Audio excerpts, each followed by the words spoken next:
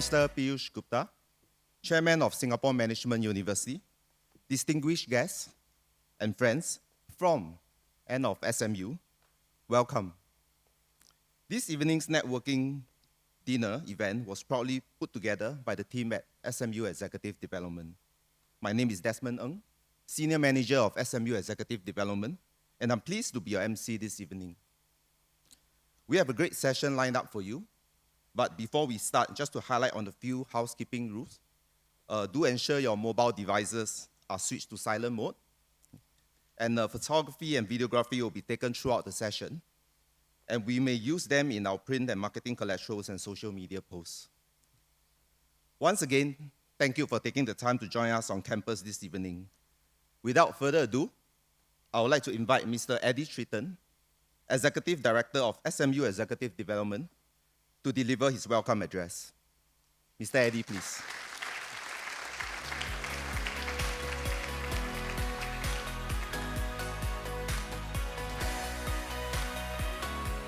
Hi everybody, lovely to see you all this evening.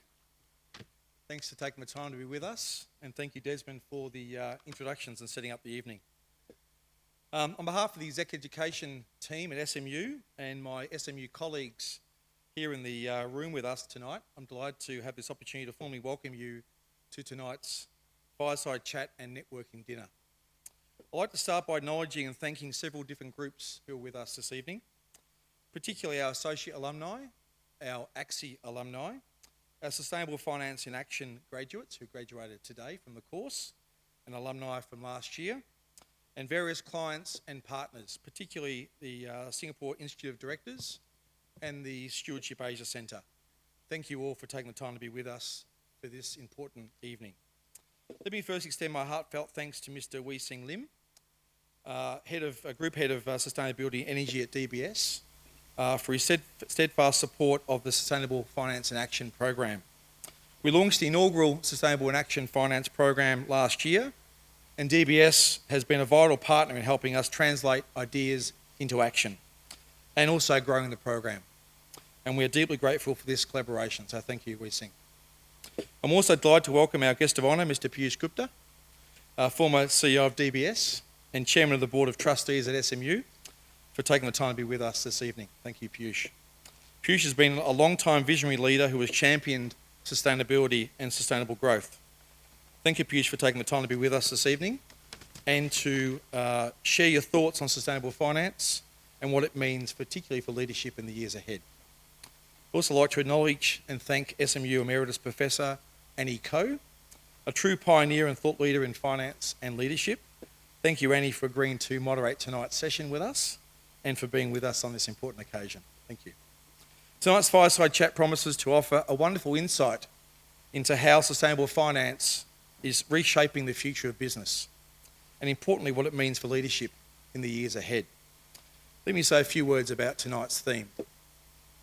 We all know sustainable finance is no longer a niche. It's a powerful force transforming the way organisations operate, invest and innovate. From green bonds to climate risk disclosure, from impact investing to decarbonisation strategies, sustainable finance is becoming a lever for real change. Over the past decade, we've seen significant momentum. According to the Global Sustainable Investment Review 2022, global sustainable investment now exceeds $30 trillion, representing more than a third of all professionally managed assets. Green bonds, social bonds, sustainable linked loans have moved from the margins to the mainstream, financing everything from renewable energy and clean transport to affordable housing and inclusive infrastructure. Regulators, central banks and financial institutions are increasingly embedding climate risk, biodiversity, impact and social responsibility into financial frameworks. So where is sustainable finance headed? Piyush and Annie will deep dive into this question, no doubt, as we get into the Q&A and discussion, but maybe 5 points I can make around where I think the future, what might shape the future of sustainable finance moving forward. Number one, the rise of transition finance. Capital will not only flow to green projects, but increasingly helping carbon-intense sectors decarbonise. The journey to net zero is not just about supporting already green, it's also about financing the hard transitions. A shift from voluntary to mandatory disclosure, transparency around ESG data and climate risk will move from being good practice to a requirement. Investors and stakeholders will demand credible, comparable information, and greenwashing will face much greater scrutiny in the future. Technology and innovation as enablers. Fintech, AI, blockchain, and big data will help measure, monitor, and verify impact in ways that were not possible before.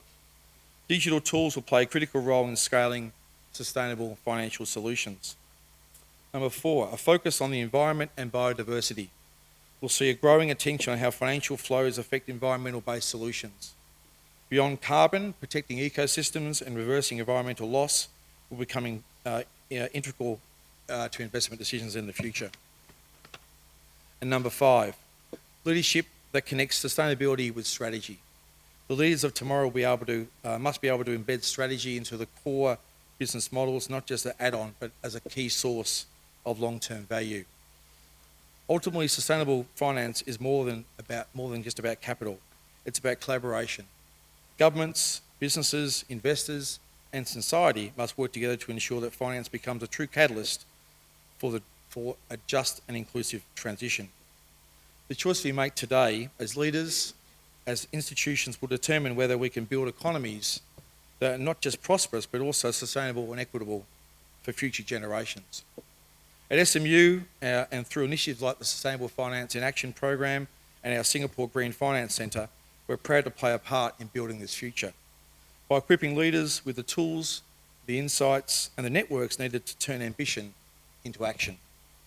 Before I close, I would like to mention that the events like these take a significant amount of work to pull together, to both plan and to execute. And so I'd like to sincerely thank and acknowledge my colleagues who worked tirelessly behind the scenes to make this happen. So to the executive team, thank you very much for all your hard work you've done to make this happen. And to everyone here tonight, thank you once again for taking the time to be with us on this evening. I hope you enjoy the discussion, the conversations, and the inspiration that will no doubt emerge from tonight's event. Thank you, and I'll hand back to Desmond. Thanks very much.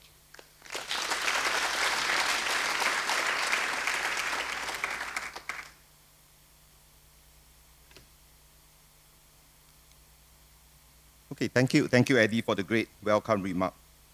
I just spent one night to prepare a bit of a speech on sustainable finance, but then I realized Eddie spent quite a number of nights to prepare his, so I should not talk too much on sustainable finance in case. Right, this evening, we are delighted to have with us Mr. Piyush Gupta, Chairman of SMU, together with Prof. Annie Koh, Professor Emeritus of SMU, in the 1-hour moderated fireside chat with Q&A from the audience later. They will share how sustainable finance is reshaping the future of business and what this means for leadership today. Let's put our hands together to welcome Mr. Gupta and Prof. Koh on stage, please.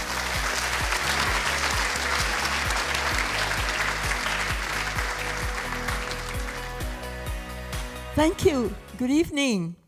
Hey, you can all do better than that. You are in SMU. Good evening. Well done. First of all, a big thank you to Flossie, to Eddie, and the executive education team.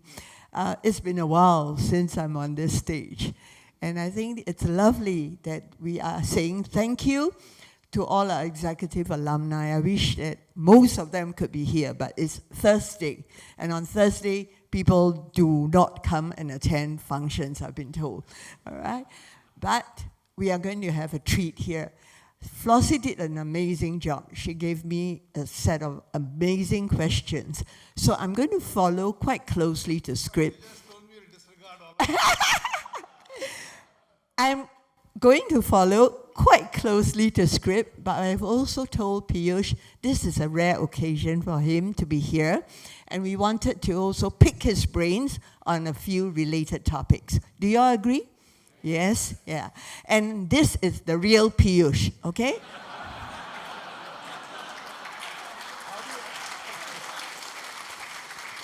How do you know, Annie? See? This is the real Piyush, and he's more than happy to take photos with any of you. Yeah, but I want to be a little bit serious about this. I was asking Piyush earlier in the huddle, since retiring from DBS, what have you been doing? First of all, I have to say this is the first, I've been traveling on holidaying. So this is the first event I'm doing where somebody thanked DBS and it wasn't thanking me. So I still got to get used to the idea. But, as I've mentioned publicly, one of the main reasons I chose to retire is to have the time to do everything else I want to do in my life, which includes some of education, some of Mandai, but a lot of travel. So I spent 3 weeks in April in the hills in the Himalayas. I spent 3 weeks in May, June in Europe. And in the rest of the year, I'm doing Zambia, Zimbabwe, Mongolia, Philippines. In name it, I'm going to be there. So we need to bring you back, Piyush, at the end of all your travel, yeah, and then share some of your reflections about the world, right? But tonight, because we're also celebrating the graduation of a group of people, all right, who have gone through the Sustainable Finance in Action program. So I know you were involved in giving us the gift a year ago, and this is the second cohort. What went through your mind when you say that you want to fund something like this?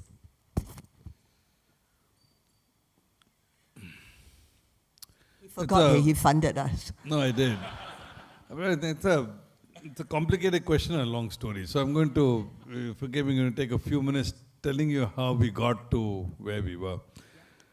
So, truth be told, despite my personal interest in nature and so on, sustainable finance wasn't on my radar or agenda until 2016. And in honest fact, I don't think it was on the radar and agenda for most Asian governments, companies, anybody in this part of the world. I think the Paris COP was a game changer. So COP 2016 got a lot of people to start thinking about the issues. My first focus on this actually got driven by investors. So I remember Norges Bank started writing to me every quarter saying, hey, what are you guys doing? And your portfolio on coal and so on and so forth. So the investor prism was the first. The second thing that activated me to thinking this is going to be serious was the regulators. And because the regulators started driving TCFD, disclosure-based regime, so you got to start thinking about what disclosures you have. Neither of these are the best reasons to get into sustainability, but that's the fact. That's what catalyzed us. We then started doing some education. I forget, I'm not sure, you might remember the guy's name who we got from the ex-Asya Brown Bowry executive. He came and spoke to the board, and he talked to us about what they'd been doing. So we started educating ourselves a little bit. But in the next year or two after that, I started figuring that there are two dimensions to this which are actually a lot more substantive. One's the risk prism. Without a doubt that you got to start thinking about the risk in your portfolio, and that risk comes from environment and climate, water levels in Singapore. The physical risks are obvious; they take longer. But you then slowly start thinking there are a lot of transition risks. And the transition risks really come from regulation and change in law, right? So how do you deal with that? Now, if you're a banker, even if you have no other consideration for investors and regulators, you start worrying about risk that starts getting to core, how are you going to deal with this? And the last imperative was really the opportunity, and that links to SMU. Because when you start getting, I realized that this is going to be a massive, massive game changer. In the 300 years of post-war, or 250 years of industrial revolution, we have built an entire GDP and economy with trillions of dollars of extant infrastructure, which is carbon intensive. And it's quite clear to me that over the next, call it 10, 20, 30 years, next 4, 5 decades, we're going to have to replace that entire infrastructure. And if you think about that, that's $300 trillion of infrastructure. So you step back and say, my God, $300 trillion of infrastructure means $300 trillion of financing opportunity. And there's a whole bunch of stuff that gets added around that. You start thinking, this is going to be a mega industry. And for a financial hub like Singapore in particular, it's going to be a very significant opportunity to create a competitive position for ourselves. So when you start thinking about risk and return opportunity, then you start saying, okay, how can we actually lean into it? Because this really moves the needle. And when we started doing that, it became quite clear to us that we didn't have enough talent. We didn't have enough people who understood the domain, who understood how this thing worked or could work. And actually, if we made an effort and built a talent base and a talent pool in Singapore, we might be able to create a hub of activity around this.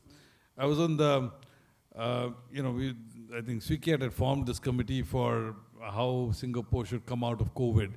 And as we kick things around in the committee, also quite clear to us that apart from tech and AI, sustainability would be a significant business opportunity for Singapore. But it meant that we had to check the boxes on a few things and build some building blocks. And therefore, that explains why we decided to fund the program in SMU and several other such initiatives. Because we do think it's a big opportunity for the country, but we've all got to collectively work at creating the knowledge base and the talent pool. Very good. So, with the beginning of this year, and a certain person from the US claiming that ESG should be thrown out of the window. And we have another task force being formed, right, with Minister Gan Kim Yong now, looking at the impact of the T word tariffs on jobs, on our GDP, and on where we should be pivoting. Does being sustainable still serve its purpose? Yeah, I think, again, there are two very fundamental different questions. One is, does sustainability serve a purpose? I think there's no question about that. Unequivocal, because if you ask me the two biggest challenges for all of us in the coming decades. So one's the challenges of the planet. It's quite clear that of the 9 planetary boundaries, those of you who study the Stockholm Research Institute, the Brockstone thing, the 9 way, they've defined 9, I think the good way, the ozone layer, et cetera. We've already exceeded 4 of those. And you just step back and figure, your planet, there's a finite capacity of this planet to carry the kind of activity we want. And if you're going to start busting the capacity, you cannot survive. The planet will become unlivable. So you start with the prism and say, you don't have a choice. You've got to recognize the finite capacity, you've got to do something about it. So I don't think that E is going to go in a hurry, particularly the climate, the carbon agenda, and all the biodiversity agenda. We're losing species. This is the 6th, wipeout, mass extinction event happening as we speak, right? And so these are real challenges. So I don't think it's going away. I think it's going to come back and keep hitting us in the face because the problems are real. The S equally, I don't think is going away. In fact, I think in the short term, even more compelling than the problems of the environment are problems of society. I think inequity is a big challenge and is going to be compounded by AI and Gen AI. The future of mankind, of jobs, of employment, it's all going to be front and center over the coming years. So how are you going to run away from that? So because you can't run away from the ENS and by the governance in general, I think we need to have a tighter governance thing. So I don't think you can run away from this.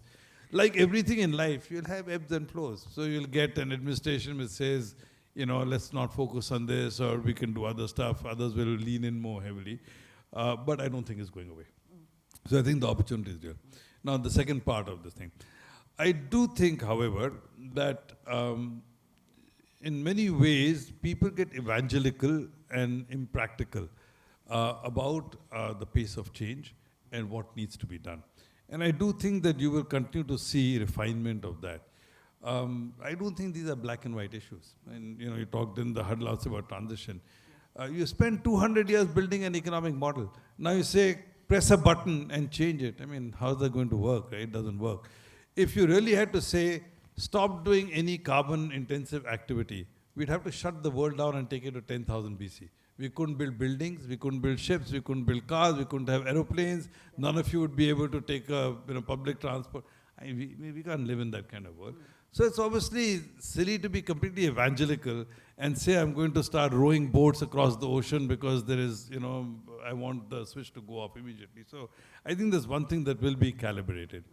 The second, which is more germane to sustainable finance.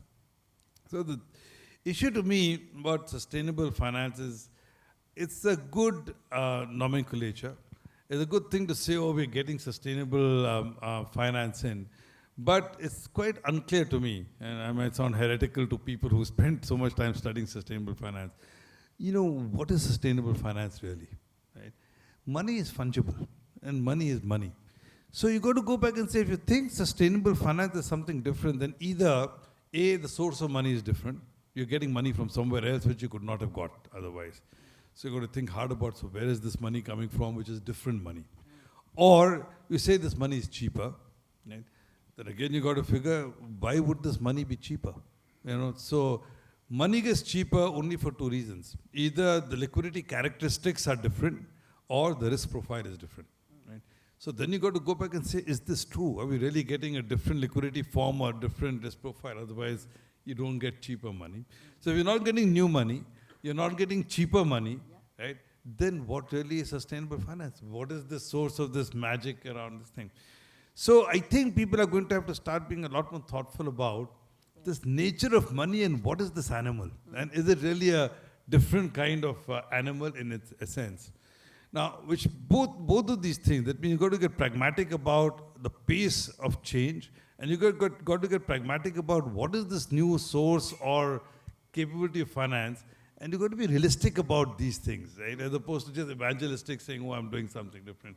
So I think the process will get more mature, it'll be more thoughtful, it'll be more honest, right, as we go forward. So do you have an example of any one of these either transition finance projects or blended finance projects in which you have said, aha, they've learned the magic formula here? I don't know specifically, Visang knows more examples than I do on all of these things. But, so first of all, when I say you've got to be honest, you take transition finance. Even today, it's not kosher, right? So because if you are evangelical NGO, you'll say, oh, transition finance is a cop-out. You're just financing old world companies and you're giving them money even because they're saying they're going to get better, but you shouldn't do that. So there's a huge pushback against the nature of transition. But the more informed people are recognizing my problem. You can't turn off the switch. So you've got to figure how do you help companies to get from point A to point B, right? So to me, the thing is quite simple. If you're, from brown, you want to get to light brown, then you can get to light green, then you can get to green, right? So anything that helps you go from brown to light brown is actually a good positive step. But a lot of people would argue light brown is still a shade of brown, so don't do it. Right? The good thing in the last few years, the regulators have started leaning and recognizing that transition is a logical good thing. Ravi Menon in Singapore has been quite articulate about it. And therefore, it's a good thing to grow step by step. And they're trying to shape a set of regulations and a set of diligence around what would be kosher to do. At DBS, as Abhishek knows more about this, we actually started the way, which is why we're not worried about the Trump pushback, because we're very pragmatic in our thinking about how do you approach this problem. So we were never evangelical in the first place, and I'll give you the best example of that. So fuel and energy. So we thought very hard, right? And the best view is stop all fossil fuel. So, the world should be ready to do only solar and wind. But you step back and figure, that particularly in our neck of the woods, Indonesia, Myanmar, Vietnam, India, China, the energy needs are massive. The electricity and power needs are massive. The capacity of the countries in the system to be able to service it all with renewable energy is not adequate. China did 75 gigabytes of renewable energy last year, more than the rest of the world put together. At 75 gigabytes, they weren't good enough to fulfill all of China's needs. So then you either tell China, after doing more renewable than anybody else in the world, you better stop and slow down your energy consumption in your rural heartlands and so on, or you need to make a compromise. Now, why would you do that? Similar is true for Indonesia. Myanmar. Some of these countries, even the price point today of their thermal thing is much cheaper. So you start with that premise and say, okay, turning off fossil fuels is probably unrealistic entirely. However, you can play a role and say, okay, let's take and kill off the most egregious part of this, the most polluting. And so we came to this view that, we'll continue to do oil and gas because we don't think the world is going to be able to do without oil and gas in the medium term. But we think we could wean the world of coal. So let's focus on saying we'll get out of coal first and do that. Now, to me, and we had extensive debates, and our debates were anchored on this: what is the practical, pragmatic, good step to take? So kill off the completely bad thing, recognize that there's a transition path, and work with companies to get better and go down that transition path.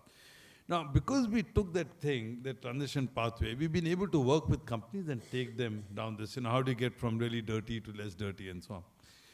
A lot of the companies, our competitors in Europe, took a more extreme view. They said, we won't touch it. Ukraine happened, the Russian gas crisis happened, every one of them turned. Every one of them turned. All of the Europeans who were saying, oh, we will never touch, they turned on the coal plants. The UK turned on the coal plants. Germany turned on the coal plants. Why? Because when you really are pushed to shove saying, how do I balance the economic developmental needs or the needs of my citizens they don't have, then you start recalibrating and say, okay, I will do it step by step. So I think all the people who are thoughtful and practical saying we'll do it step by step, then you don't have to keep course correcting. But where you're really extreme, then you got to yank back. And all the Europeans had to yank back. So that's an example of how I think our focus on getting transition right, whether in the energy sector, the auto sector, the steel sector, has actually been quite good in saying, this is where we are, this is where we want to get to by 2030, by 2040, 2050. This is an acceptable glide path. This is how we work with clients to reduce some of the dirtier stuff, improve some of the clean stuff, and that's how we get there. Blended finance, the best example that I know is the work being done in several countries to shut down or retire coal plants early, right? And to be able to do that, what is blended finance? And people say, what are the terms? I mean, it's an English term. There's no rocket science to it. You blend different cost of capital. So you take some really cheap cost of capital, then you blend it with the next higher cost of capital, you blend it with commercial. And so you get a blended rate which is lower than the commercial rate. That's blended finance, right? So then you got to go back and say, who gives the cheapest capital? Who will give you free, really low capital?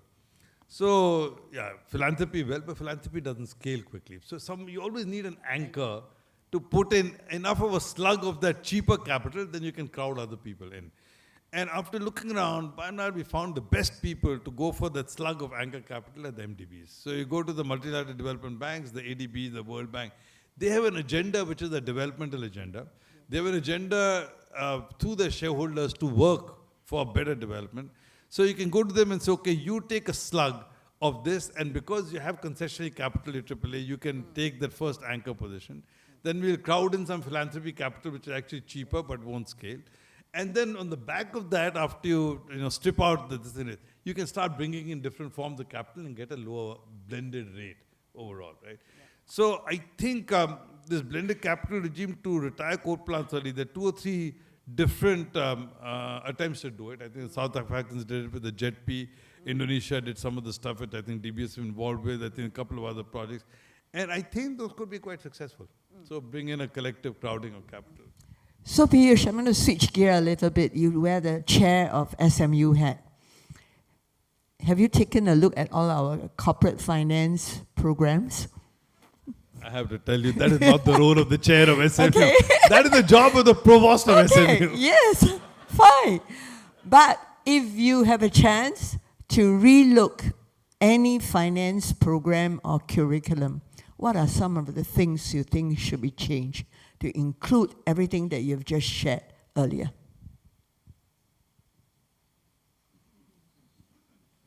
This is not in the script.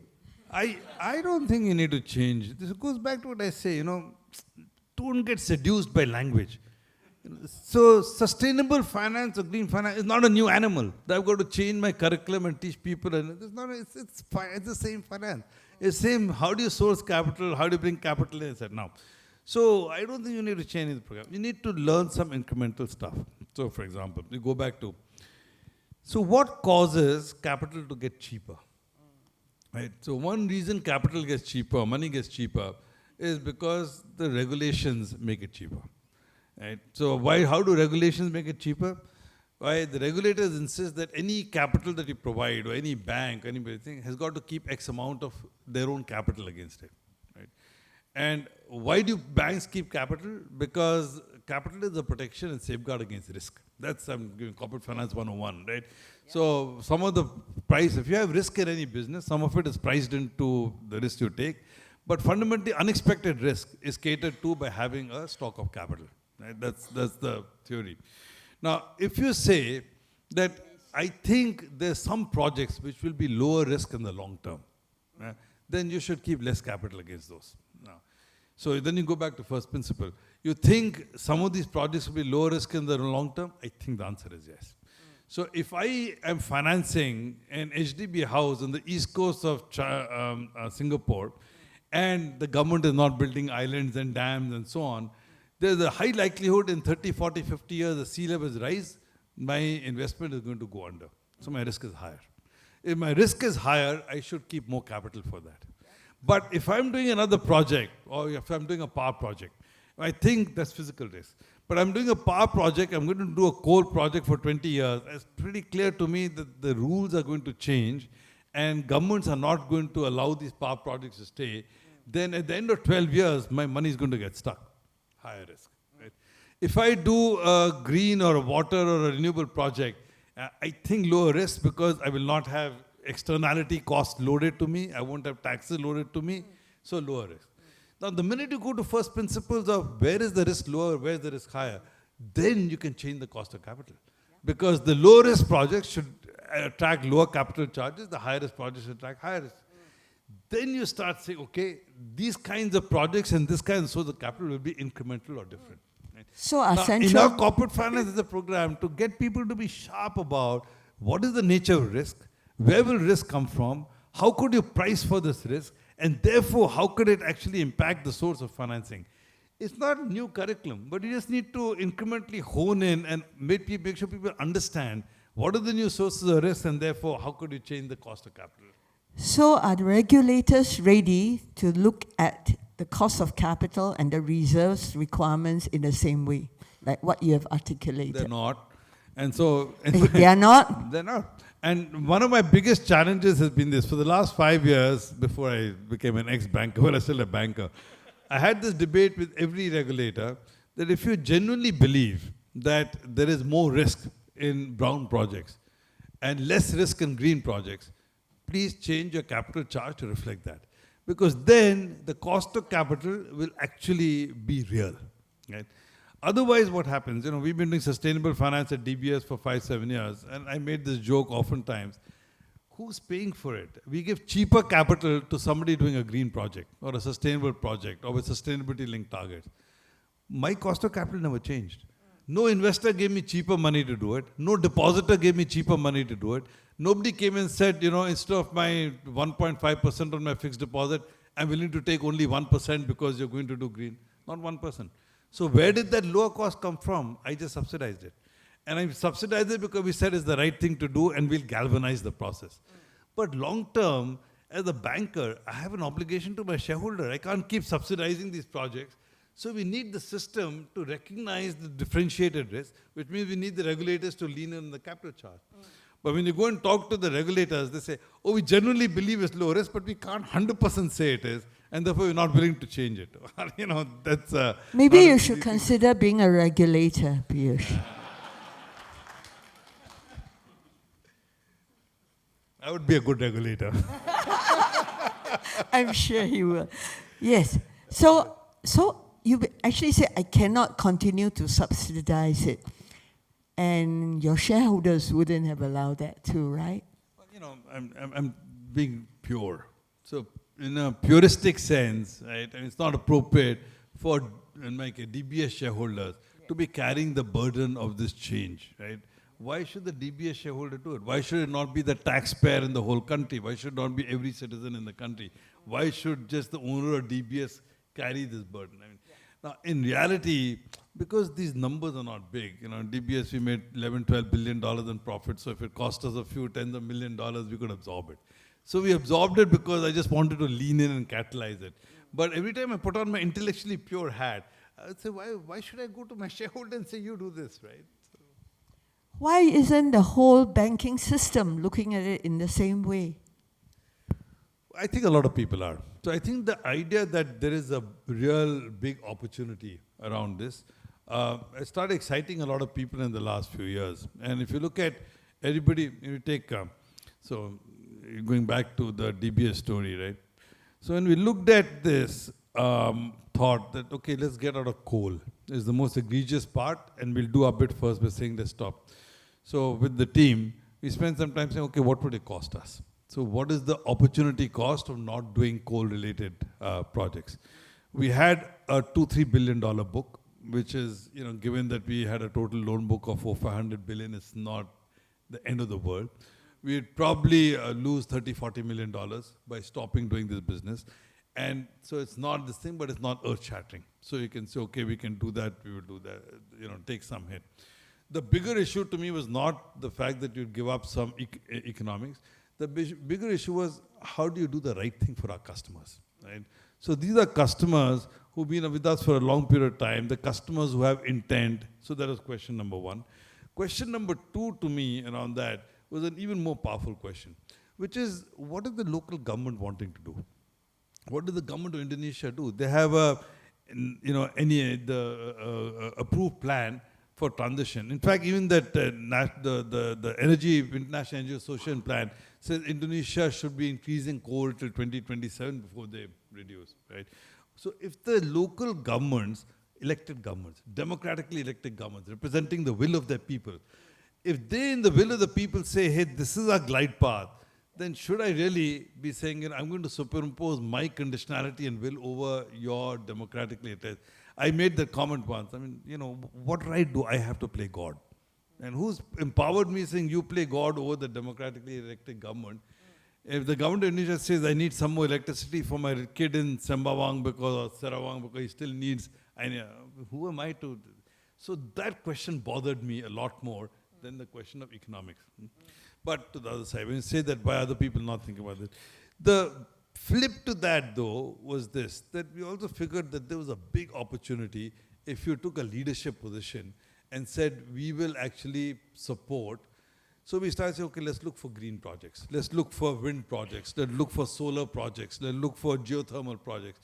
And, we had a $3 billion book in coal. We built up a $70 billion book in these other categories. Now, would that book have got built automatically? Could have. But because we were focused, we leaned into it, we went and looked for the projects, we put some, packaging around it to go and talk to the solar people and the wind people, I think we got disproportionate share of that business. So it more than made up from an economic point of view anything we lost, right? So all the people who are starting with that premise, that this is a massive opportunity for financing, for money movement, for FX, for exposure, are leaning into it because the opportunities are real. Very nice. I have another 2 rounds, but actually I wanted to engage the audience, right? Because I think you guys are ready to attack Piyush. So there are mics along the steps, 4 different microphones. I'm encouraging you to be one of the first to get there. This is SMU. I can also do cold call. Terence, Natasha, you go on one side, Terence go on the other side. Come on. Yeah. Terence graduated from here, and he's also the executive director of SID. Right? Well, since my name has been called, I'll probably do the first question. So we're from Singapore Institute of Directors, right? You have a lot of experience talking to board directors. So maybe you could share what is one favorite question that you heard from board directors relating to sustainable finance, and maybe the flip side to that question would be, what are questions that board directors are not asking today? I think the most distinct question was sustainable. Everybody professes to believe in the fact that the planet needs change, right? So I think the number one question is really around time frames and feasibility. So you go to the airline sector and tell them, look, you need to get and move out of your fossil fuel and move to sustainable, whatever, jet fuel and so on. They'll tell you, A, it's not available, B, it's extraordinarily expensive. Already people are complaining about our airline tickets being through the roof. We'll have to charge thrice as much. We charge thrice as much. That has a profound impact on the macroeconomy. So how do you, circle that square? So most questions are around that dimension, that yes, needs to be done, but the technology has got to be there. the resources have to be there, and the glide path has got to make it economically viable. And by and large, that's what you hear from the boards. The question that most boards are not thinking about is the risk question. To me, and the risk is both the physical and the transition risk. I don't think people have been sharp enough to think about, do we understand the risk? Do we know how to manage it? Do we understand what could go wrong and what it might mean for our system? I don't think people are adequately thinking about that question. Good question, Terence. Another one from the floor? Do we have a counter? One of the ladies? Ali? No? Okay, cannot do cold call. After this, I've got no more friends. Yes, come. Hi, Piyush. Anurag. So, you talked about capital and investing in the transition and sustainability. So, as a retail investor, high net worth investor, I think what we've seen the last few years is people have pulled back, right? So there have been significant outflows from ESG funds. Returns of those funds have been, below market, et cetera, et cetera. So they've gone out of fashion, all of a sudden they've fallen off a cliff, right? Now, given that, you mentioned a lot of these projects that where the money goes may have lower risk characteristics in the longer term, may even have better returns. But the time horizon of the retail investors is 1 year returns, 3 year returns, et cetera. So what do you think needs to change from a practical standpoint for people to actually believe that the returns will follow, or at least the risk return profile will be better through these investments? Yeah, that's the best question, because that is really the heart of the problem. When I say you got to don't get seduced because call it. We take all of the ESG funds, and we did this as a bank as well. Go back and go to all of the people and the ratings agencies, and we track and say half our portfolio in ESG funds. And I try and figure why the underlying is why is this company an ESG company, right? So you figure the ESG company because they're saying the right thing, because they're saying they have a green portfolio, etc. And then people start trying to draw correlations, saying these ESG companies have better returns. Right? I could never see the causality. I saw correlation often, but I never saw causality. It was never clear to me whether the company is doing well and can therefore, invest more in ESG, or whether because they're investing in ESG, therefore they're doing well. It's impossible to actually prove causality.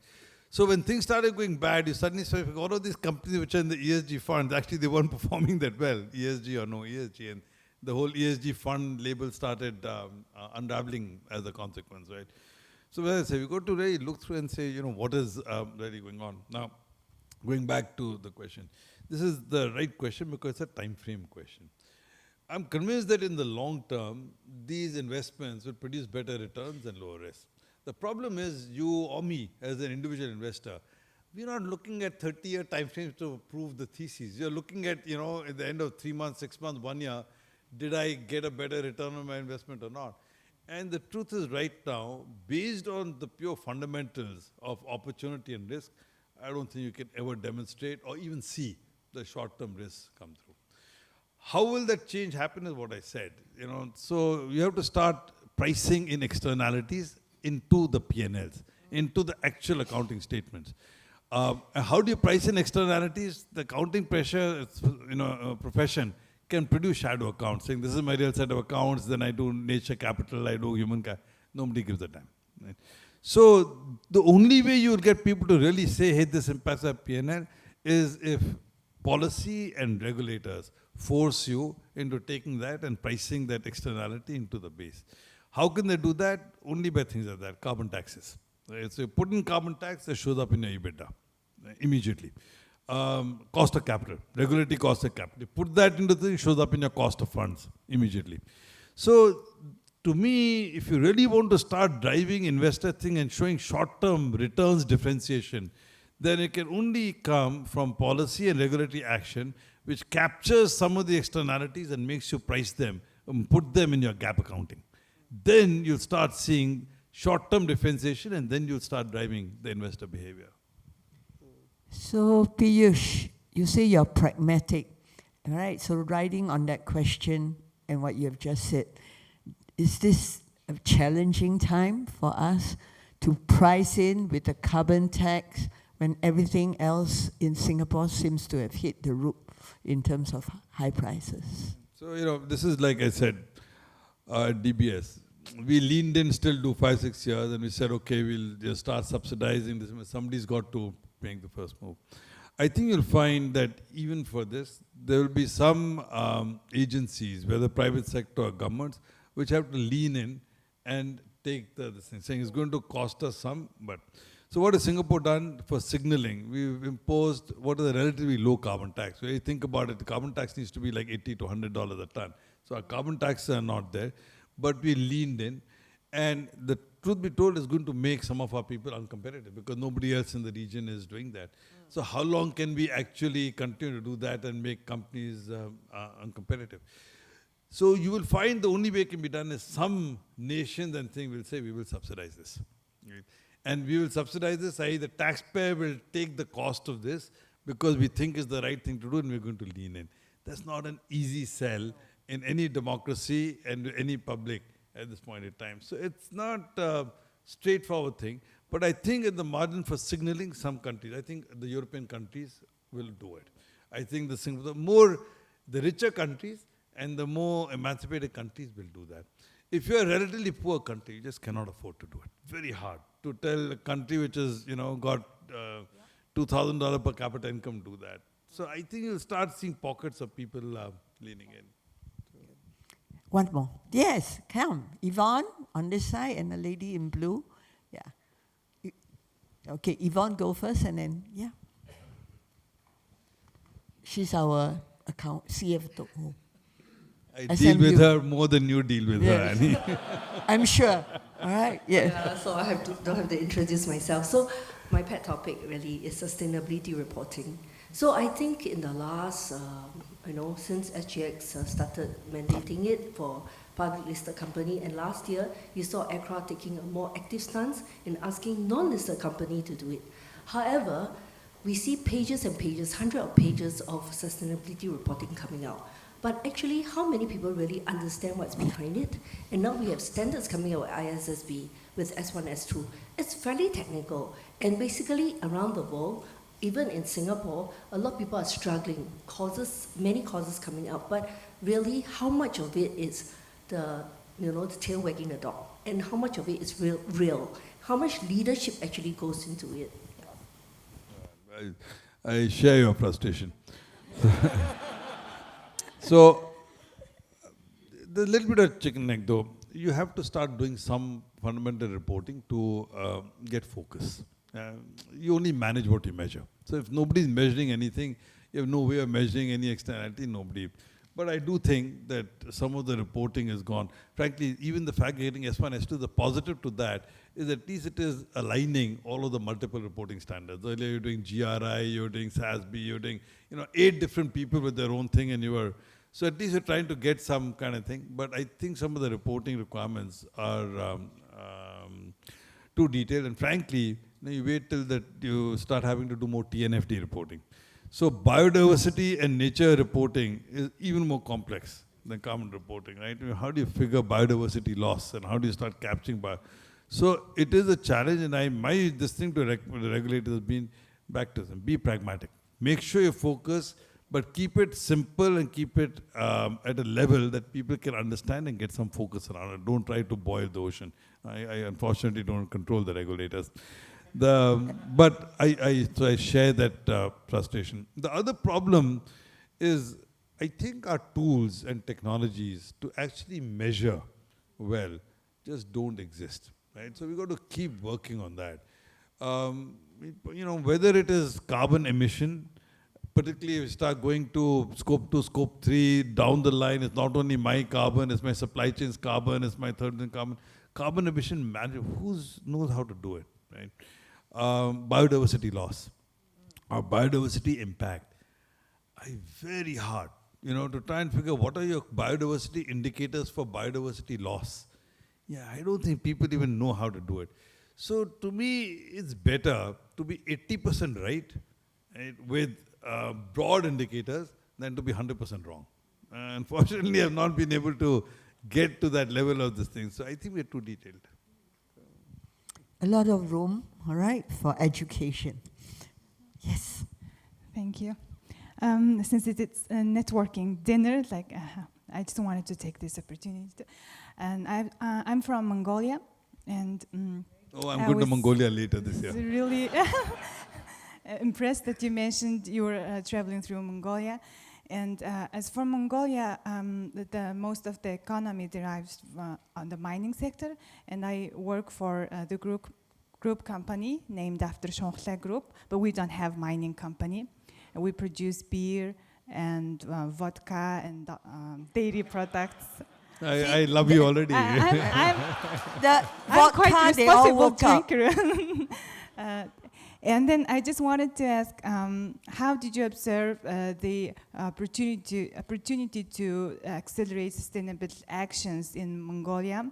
And since, let's imagine we are all investors, so I just wanted to hear your observation and maybe the opportunity, collaboration room within this sector. Yeah. I have to disappoint you, I don't have a clue. But I don't know Mongolia. After I go to my trip and come back, then maybe I can answer. I'll give you full I information. just don't know enough about Mongolia to answer your question. Anybody who can answer the question on Mongolia? No. Okay, Elaine, go ahead. Since Prof. Annie called me out, I did think of a question for Piyush. Once again, thank you for being with us today. You have been credited for incorporating technology into the core business of DBS. It's also been said that every company needs to be a tech company. Do you see a day where every company will also have to be a sustainable company? 100%. And given that I'm from SAP, I'd like to really understand your view, your vantage point on the role of technology in being able to help companies derive tangible business outcomes through the use of tech. Yeah. And what would some of these solutions be? So, 100%. As I say, I think these problems are real. And like many of these, they'll go through ebbs and flows, but they're going to be stark. So I think everybody will be pushed, for all the drivers said, to focus on a sustainability agenda. I don't think there's any running away from it.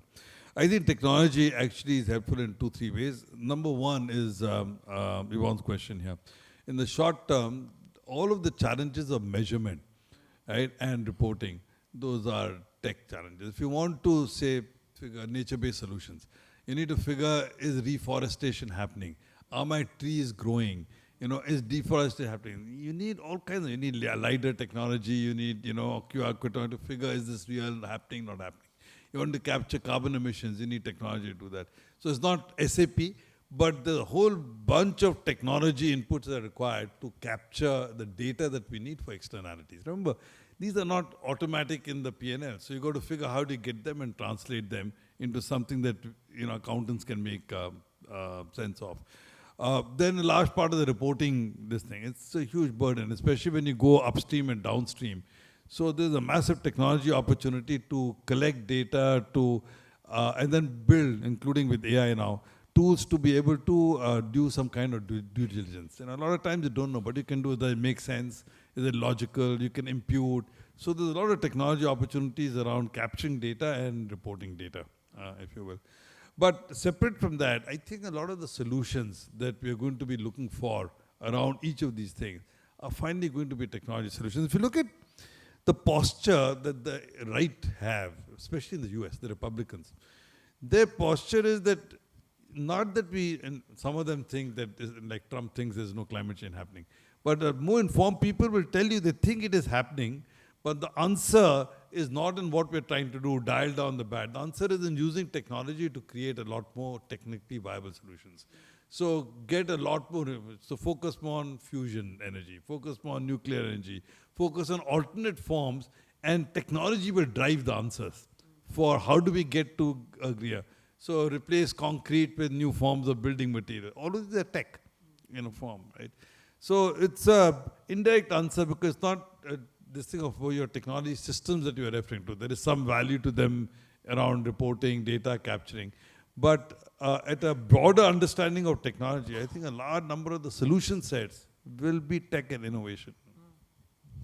Very good. I've got 10 minutes more. I'm going to allow the audience to ask you anything. Need not be, yes. You see, the hands come out fast when you allow for anything. My name is Karthik. I'm from Black & Veatch, so engineering and advisory firm. So I advise some of these transition in the region. Some of the common challenges, from us, when we advise, is a lot of these infrastructures are from developing countries like Bangladesh, Pakistan, where based on local government standards, is comparatively from ESG perspective is bare minimum. So projects developed not in accordance to the ESG requirements. So when they go to project financing or investors are coming in, whether it's equities or capital injection, there's a huge gap in terms of ESG, right? So often, when we try to impose an ESG requirement, I'm a big fan of it, don't get me wrong, but the challenge is that it could be seen as a blocker, right? And a lot of these projects, when you try to develop in accordance with ESG, there's no deal, right? It has to be competitive in accordance with tariff. So based on your experience, how could best to move green loan from developed countries to developing countries? Thank you. So this is exactly the point, right? I mean, at the end of the day, there's a lady called 𝗡𝗲𝗁𝗶𝗴, if I remember her name. She's from Oxford, professor. And she articulated it in a way which I like a lot. She called it donut economics. So her donut economics, she says, the outside of the donut is the planetary boundaries. I'm going to come to your question, but I'm explaining it in a roundabout way. Let's have the donut first. So the outside of the donut is the planetary boundaries. And if we're going to live sustainably on this earth, then we must stay within those boundaries, whether it's the aerosol or ozone or the potassium magnesium leakages and so on and so forth. But she says the inner circle of the donut is the economic floors, right? And the economic floors are also part of the UN SDGs, by the way. The health, the education, the literacy, the nourishment, the adequate food supplies, etc. So for us to live sustainably, we've also got to make sure our people stay above those floors, right? So you have to be inside the ring. The minute you compromise and say, I'm protecting the planet, but I'm going inside the inner ring, then the Bangladesh and what a poor country says, but our people don't even get to eat an honest meal. You're worried about the planet, they're dying tomorrow, you're worried about dying day after, right? So that's the problem. How do you get to stay within the donut? And that's why my view on being able to create a glide path which is country specific, right? You cannot have one size fits all. And so, if you're a Bangladesh or a poor country, you figure that my per capita income is low, I still need energy. You have to say, okay, you get a longer time to be able to transition, and therefore the prism that we look for this thing should be different. Now, on the other hand, what you've done for the financiers, you've created a single global prism that this is what you need to do, otherwise you can't do project finance. And that creates a conflict. So what actually happens in a lot of the countries, you take project finance in India, the bulk of project finances in India is done by the Indian banks. Yeah. State Bank of India does most of it. Why? Because they're willing to accept the fact that it won't meet all of the global ESG standards. But India is the darling economic this thing, so they can get money. If you have Bangladesh, they can't get money. So they really get caught between a rock and a hard place. And so circling back, long way to say that we have to recognize people that this is not a binary solution. We have to create an appropriate glide path. And so when we create a glide path, the transition financing and DBS, we work very hard, we sing in team, and creating a glide path which is regionally centered. What is appropriate for Asia, what is appropriate for the countries, taking into account all of these things. And then when you do that, you say, okay, this is how I'm going to deal with this environment or this industry. Otherwise, you're running into exactly the problem you're talking about. So. Yes, can ask anything, but it's still about finance and sustainability. Yes, use the mic. Yeah. Thank you. I was just listening just now to this, your frustration about accounting and all the reporting that's actually happening. I'm Wei Yang, I'm from SMU as well, Vice Provost here. But I did wonder whether, you think about it, all the SEC requirements, all the accounting requirements, you report it, you say something, the market punishes you, right? And of course, but right now, maybe not many people know how to read those things and make some statements, and actually then, as a result, cause the market to do something that makes you sit up and pay attention.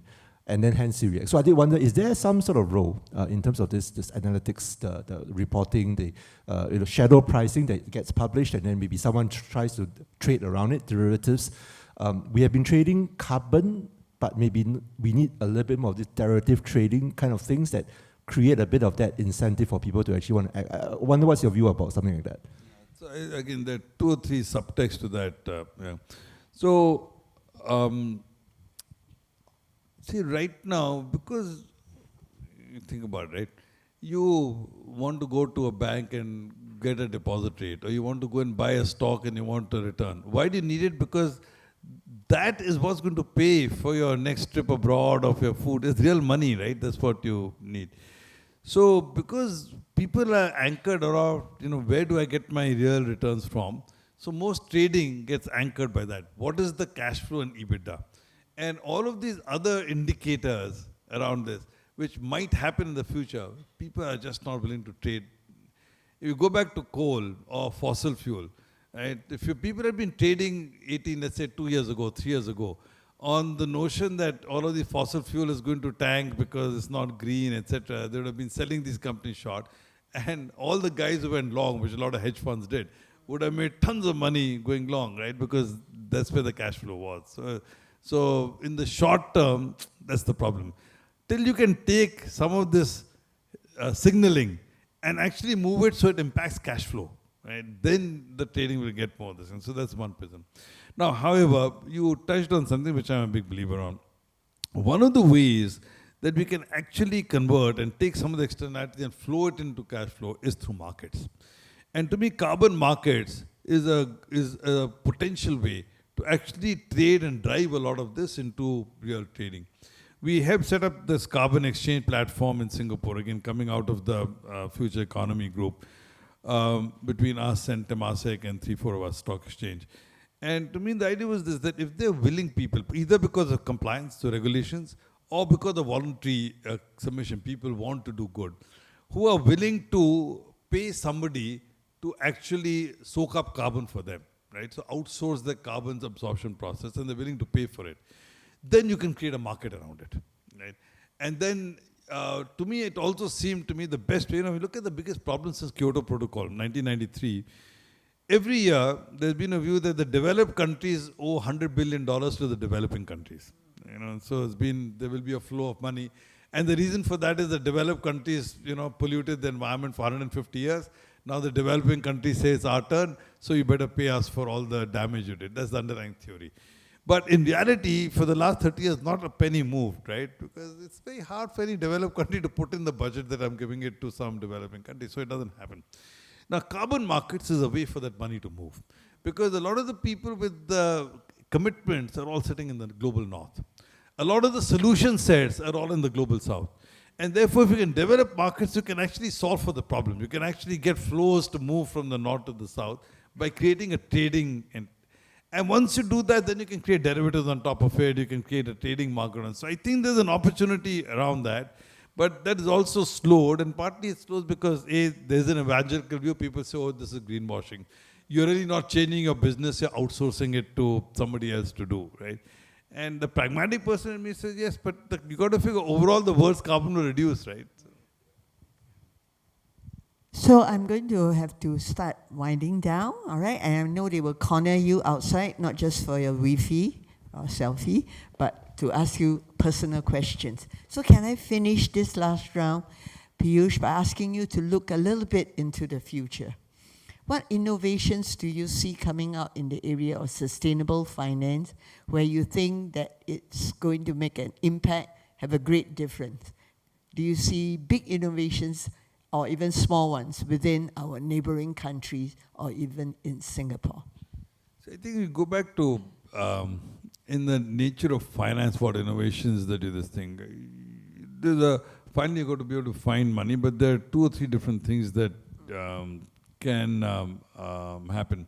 One is the innovations will be driven by what I said, the focus on regulators and policy. Yeah. So it's not, you're creating a new iPhone. But I do think that a marriage between the compliance markets, which are pricing carbon at $80, $100, the voluntary carbon markets, tax markets, the ability to use credits to pay for tax like Singapore has done.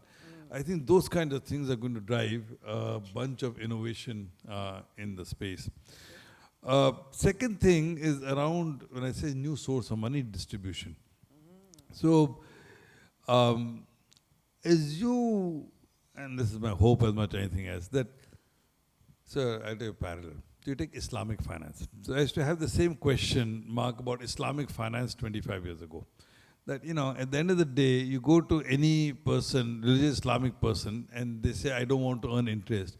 But if you ask them to use the money, they compare with what they could have made in a conventional thing. And so everything's got to go back and say, what are the economics, right? But over time, what happened, there was a pool of investors and money who say, I'm willing to put the money here because of my religious belief. So I do think in sustainable, you'll get to think that people are willing to put money in because of their strong belief that it is the right thing to do. It's not a big pool today, but I think you'll start. To reach them, you will need technology, right? And so you'll have to be able to figure tech innovations to distribute into this class of customers who are willing to do that for a reason. So I think you'll see innovations around that.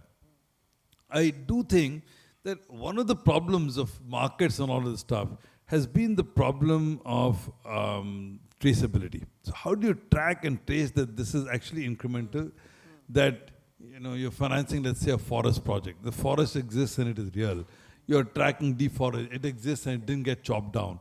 You're financing sustainable linked finance that carbon emissions should come down, right? So I do think that both the innovation in tracking, but also then blockchain-based innovation in being able to take and create markets around it and create, I think you'll see more of that, right? So I think you'll see all of that, but I don't expect anything dramatic to happen which is going to change this thing overnight. So we don't give up, all right? Piyush is telling us the future can look bright, but we all need to get involved. Yep. Yes? So on that note, I'm going to pass the mic back to 𝗲𝗲, and can we give a big hand of applause? Thank you. To Piyush for joining us. Thank you, Mr. Gupta and Prof. Koh for the insightful and engaging session. I would like the both of you to remain on stage. Okay, on this note, I would like to invite Dr. 𝗲𝗲𝗁𝗃𝗍𝗔, Senior Deputy Director and Head of Commercial of SMU Executive Development, aka my boss, to say a few words. Dr. 𝗲𝗲, please.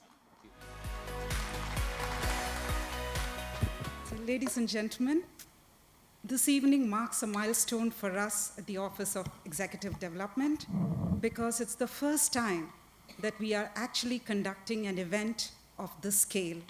And we are delighted, Piyush, that you are our maiden distinguished speaker.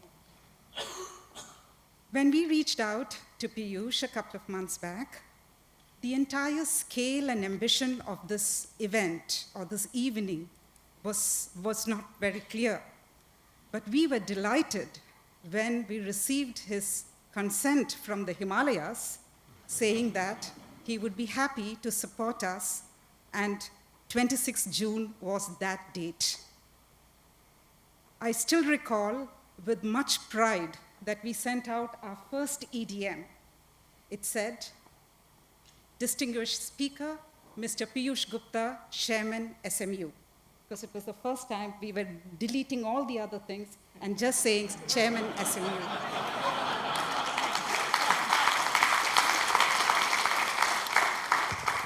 What followed was even more exciting and interesting because some of the recipients of our first EDM wrote back to us asking, is it the real Piyush? As you all know about the faux pas of the mistaken identity. And that got us thinking that, you know, it emphasized the stature and the respect that you command in this ecosystem. As Prof mentioned, this is a Thursday evening. We normally don't do dinners and events on a Thursday evening, but you have this full house here. It's because it was your name was the drawing factor. Thank you so much.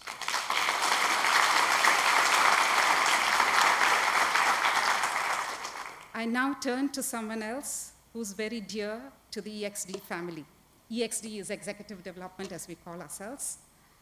Prof. Annie Ko, 25 years ago, when she joined SMU as employee number 18, she sowed the seeds for the Office of Executive Development.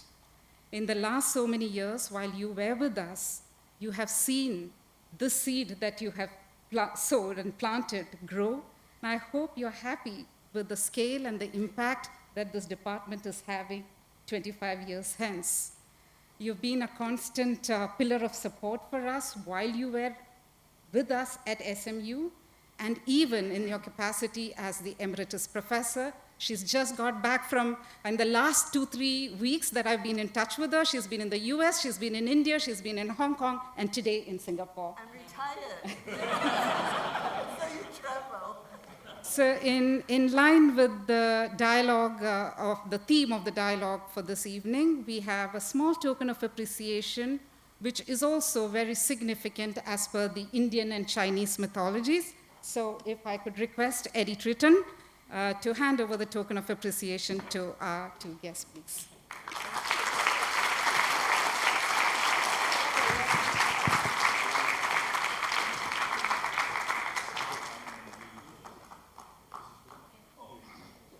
It's taller.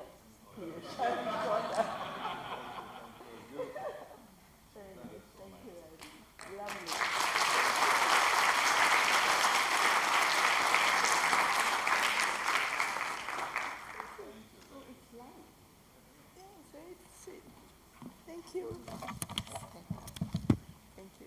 I now turn to the audience. We are pleased to be joined by senior members of the leadership team from the Singapore Management University, our vice provost, heads of the departments, centers, institutes. We often tell ourselves that we are a small team of just 26 of us, and we serve as a nucleus of the SMU ecosystem, drawing strength and credibility from all of you for the work that we do.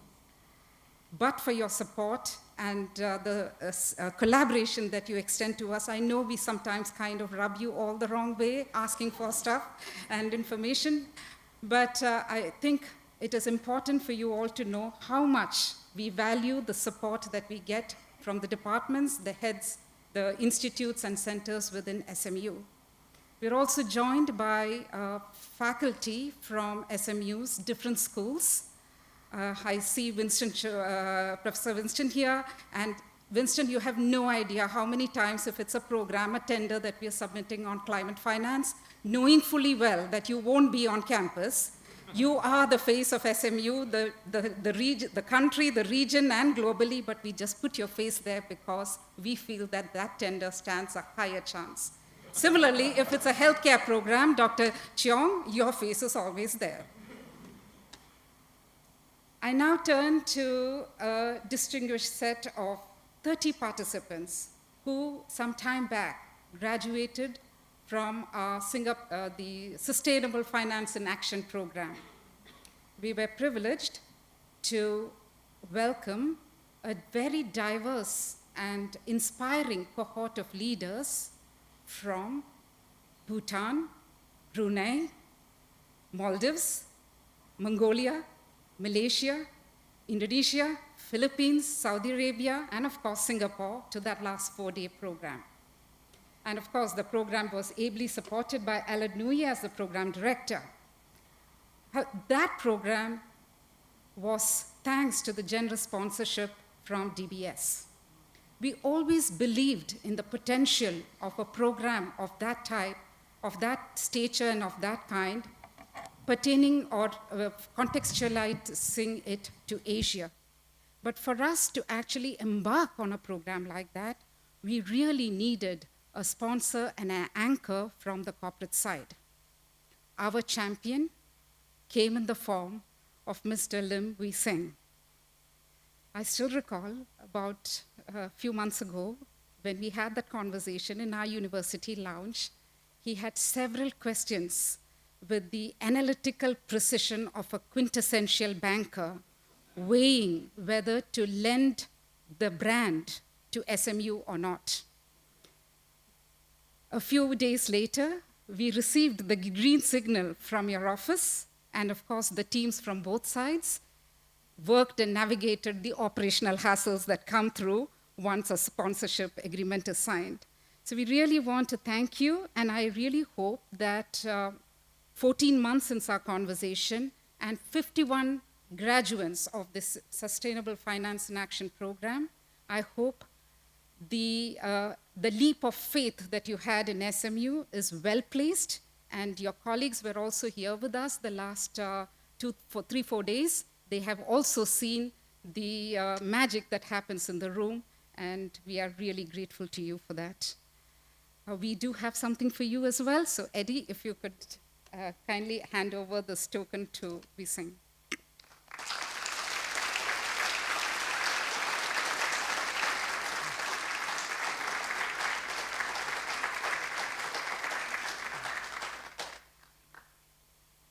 That leaves us with others who are our clients, our partners, our associate alumni from our flagship programs, the AXI, SFIA, GIC, etc. Many a times, we come to you, you come to us as participants, and you walk back where we have taken more from you than what we have asked for. So in the last couple of years, we have had the pleasure of establishing partnership agreements with several of the clients present here in the room. SID with Terence, that's a long-standing partnership we have, the Stewardship Asia Center for our stewardship program, the BCA, the DSTA, Infrastructure Asia, World Bank, and the list goes on. So we are very delighted that you are here, and when the EDM went out, Piyush, our client said, oh, we would really like to send our colleagues from the finance department because Piyush Gupta is on the distinguished speaker. We also, we know we have actually come to you several times. Okay, some of you, the associate and alumni, have become our partners. Some of you have supported us as speakers. And the several times I see Jerica in the room, the number of times I've gone to her because our clients love you and they want you back and back again. And several of you who come to us support us as speakers in our events. And more importantly, many of you who become the brand ambassadors for executive development. And I think I should mention Seo Choi here. Seo Choi, where are you? I think, yeah, okay. So, we basically believe that in the work that we do, you have actually helped us to accelerate and amplify the impact that we have created. And thank you to everyone present in the room for that. With this, I think I have covered all our distinguished guests here in the room. And that leaves me with one segment, which is the Office of Executive Development. It would have been very easy for us when we conceptualized this event to hand this over to an event management company and sit back. But we chose otherwise, and I hope it makes the CFO happy because, okay? It's been all hands on deck this evening, and this evening just didn't happen this evening. It has been the result of cumulative efforts from the entire team the last couple of weeks to get this far. You have been seeing the client-facing, our program directors, our client directors, business development managers, because we are the front-facing team, but we also have the support from our operations, from our admin and finance team. And I must mention Piyush, that when Piyush walked in, he was good enough to stand outside and take a group photo with our colleagues who are manning the registration desk. You made their day, and this is what money can't really buy. So back to our colleagues, when we conduct a program on campus, our program managers are here as early as 7 a.m. to ensure that the aircon is having the right temperature, your tea and coffee is ready, the faculty materials are all stored, and therefore, when you walk in, you experience a good service excellence.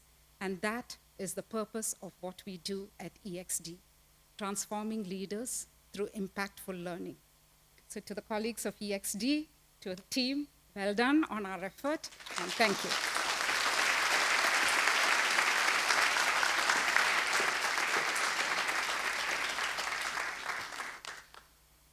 Okay, thank you, Dr. Flossie. May I invite Mr. Gupta and Prof. Ko back to their seat? Well, thank you.